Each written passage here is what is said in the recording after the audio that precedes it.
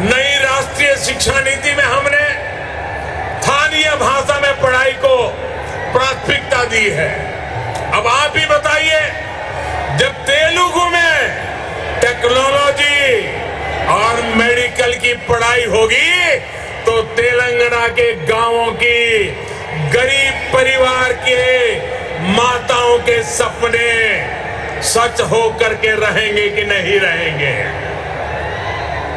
इससे आत्मनिर्भर भारत के निर्माण के लिए टैलेंट का पुल बड़ा होगा या नहीं होगा? भाइयों और बहनों, आत्मनिर्भर भारत अभियान को रामागुंडम खाद कारखाना भी सशक्त कर रहा है। आप सभी ये जानते हैं कि बीते दशकों में देश के जो अनेक खाद कारखाने बंद हुए थे, उनमें से ये भी एक था। 2015 में हमने इसको फिर से चालू करने के लिए काम शुरू किया। लगभग 6,500 करोड़ रुपए का निवेश किया। अब यहां फर्टिलाइजर का उत्पादन शुरू हो चुका है। बहुत जल्द इसको भी राष्ट्र के लिए समर्पित कर दिया जाएगा।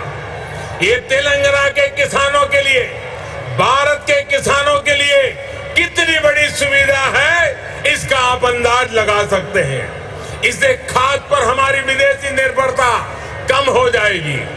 भाइयों और बहनों, हमारा निरंतर प्रयास है कि तेलंगाना के किसानों का जीवन आसान हो, उनको अपनी उपज का अधिक से अधिक लाभ मिले। तेलंगाना में पानी से जुड़े लगभग 35,000 करोड़ रुपए से अधिक के 5 बड़े प्रोजेक्ट पर केंद्र सरकार काम कर रही है। बीते 6 सालों में केंद्र सरकार ने तेलंगाना के धान किसानों से लगभग 1 लाख करोड़ रुपए का धान खरीदा है। धान किसानों को लागत का 1.5 गुना पैसा भी दिया है। इस बार भी धान की एमएसपी में 80 रुपये की वृद्धि कर उसे 2,000 रुपये प्रति क्विंटल से ज्यादा कर दिया गया है। भाइयों और बहनों, खेती हो या उद्योग, हर सेक्टर के विकास के लिए आधुनिक इंफ्रास्ट्रक्चर बहुत आवश्यक है।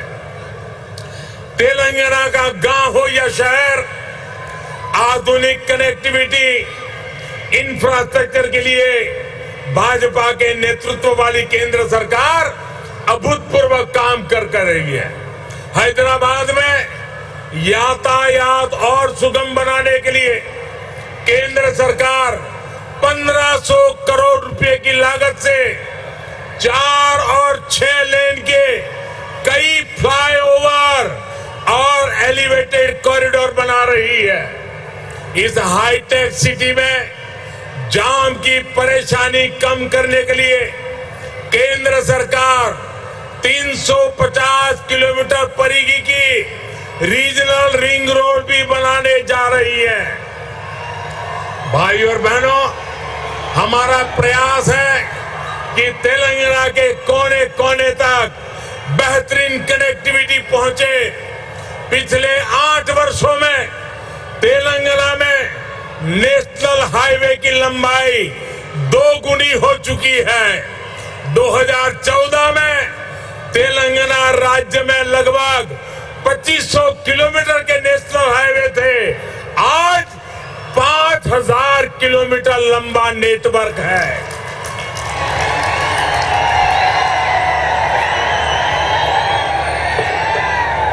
शहर ही नहीं, गांवों को भी नेशनल हाईवे से जोड़ते हुए 2,700 किलोमीटर से अधिक की सड़कें बनाई जा चुकी हैं। पीएम ग्रामीण सड़क योजना के तीसरे फेज के तहत लगभग 2,500 किलोमीटर की नई सड़कों के लिए भी 1,700 करोड़ रुपए से अधिक स्वीकृत किए गए हैं। इसी प्रकार रेलवे में भी बीते 8 वर्षों में तेलंगाना के लिए 31,000 करोड़ रुपए से अधिक के प्रोजेक्ट स्वीकृत किए गए हैं। लगभग 180 किलोमीटर की नई रेल लाइन तेलंगाना में बिछाई जा चुकी है। साथियों, आत्मनिर्भरता की बात आती है तो मैंने हमेशा 5F की बात की है। Farm to fiber, fiber to factory, factory to fashion और फैशन टू फॉरेन। ये बात मैं कह रहा हूं। इसी सोच के तहत हमने तय किया कि टेक्सटाइल में देश के एक्सपोर्ट को बढ़ाने के लिए हम देश में 7 मेगा टेक्सटाइल पार्क बनाएंगे। टेक्सटाइल पार्क जब लगता है तो किसान को भी फायदा होता है, मजदूर को भी काम मिलता है, व्यापार कारोबार भी फलता फूलता है। इनमें से एक मेगा टेक्सटाइल पार्क का निर्माण तेलंगाना में भी होने वाला है। ये टेक्सटाइल पार्क यहां बन जाएगा तो तेलंगाना के किसानों को तो लाभ होगा ही, जहां हजारों नौजवानों के लिए रोजगार के नए अवसर बनेंगे।